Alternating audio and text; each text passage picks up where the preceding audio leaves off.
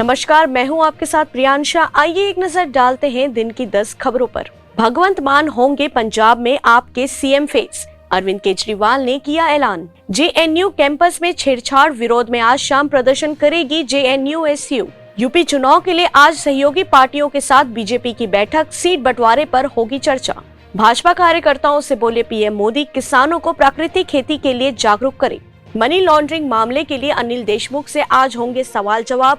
सचिन वाजे और वकील गिरीश कुलकर्णी होंगे सामने। पंजाब में ईडी के छापे, मोहाली से एक शख्स को लिया गया हिरासत में।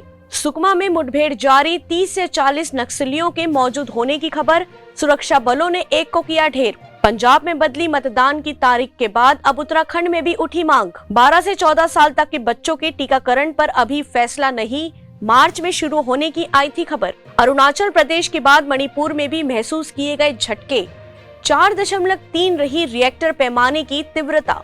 ऐसे ही तमाम जानकारी से लगातार अपडेट रहने के लिए हमारे चैनल को लाइक और सब्सक्राइब करना ना भूलें। नोटिफिकेशन के लिए बेल आइकन जरूर दबाएं।